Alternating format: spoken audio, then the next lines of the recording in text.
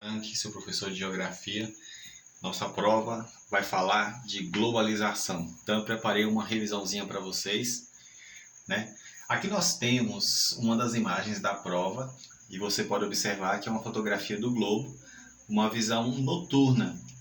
Você pode observar na imagem que os Estados Unidos, o Canadá, a Europa, são áreas do globo que aparentemente são mais iluminadas. Novamente nessa imagem, você nota a figura dos Estados Unidos, da Europa, ou seja, então nesse contexto, você observa que existe no mundo globalizado uma certa desigualdade, ou seja, os meios de comunicação, a internet, todos esses produtos, eles trazem para nós uma certa desigualdade entre o mundo desenvolvido e o subdesenvolvido.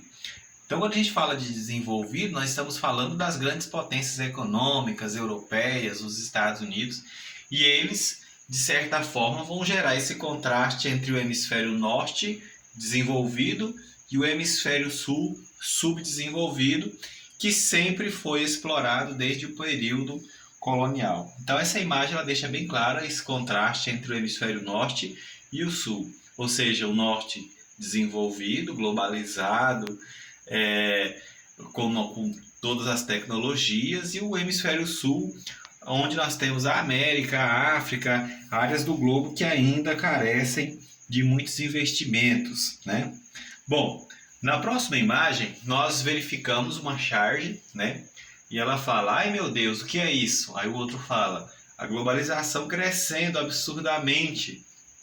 Aí você nota a figura de algumas imagens globais, como a Pepsi, a McDonald's, o Google, aí a Coca-Cola, né? Faça eles pararem. Aí o outro fala: é impossível.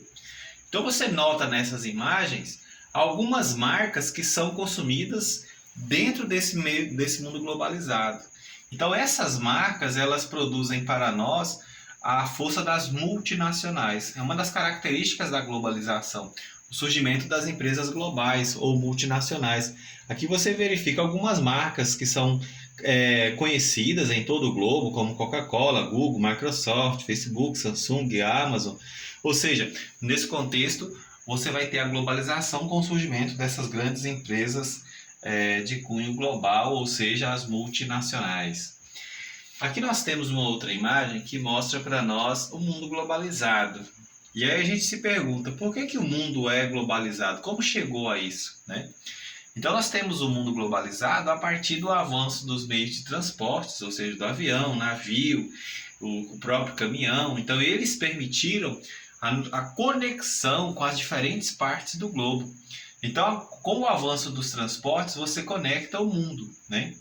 E nós temos as telecomunicações, a invenção da internet também é um outro fator que contribuiu para que o mundo estivesse conectado em tempo real, para que as informações, as notícias, até mesmo os mercados, eles estivessem conectados a partir do surgimento da internet. Então, internet e globalização são os grandes responsáveis pelo surgimento do mundo globalizado.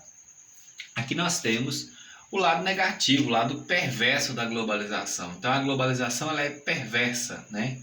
Então aqui você tem uma foto de Paraisópolis, onde você tem um muro que segrega as pessoas, que divide as pessoas. Ao lado você tem um prédio, um condomínio fechado com piscinas em cada um dos andares, ou seja, a globalização ela é perversa porque nem todos conseguem um bom padrão de vida.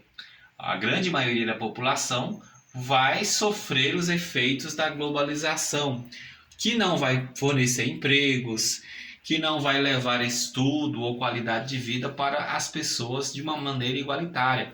O capitalismo ele vai enxergar como uma característica normal a desigualdade social, ou seja, vai acreditar que uns tendem a ter riquezas e os outros não, que o capitalismo gera esse processo explorador. Então, o lado negativo da globalização é o aumento das desigualdades sociais pelo globo e a concentração de renda na mão de poucas pessoas, né? Com o mundo globalizado, nós tivemos uma característica diferente. Se antes a gente tinha as fábricas compactas que produziam tudo, Aqui agora você tem a imagem da produção de um avião, né?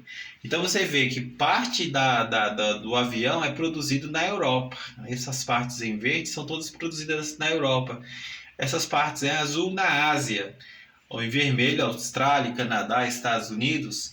Ou seja, você nota que cada parte desse avião é produzida em um continente, em uma parte do globo.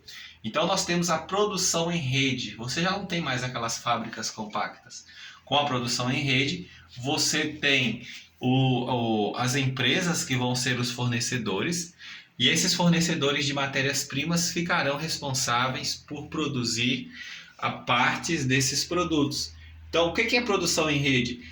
Se você tem um televisor, então você vai ter vários fornecedores de matérias-primas espalhados pelo globo, e esses fornecedores tendem a atender uma demanda que é produzir cada vez mais barato para permitir, de certa forma, a concorrência, que é uma outra característica da globalização. Então, produção em rede é você dividir a produção em diferentes partes do globo a partir de prestadores de serviço.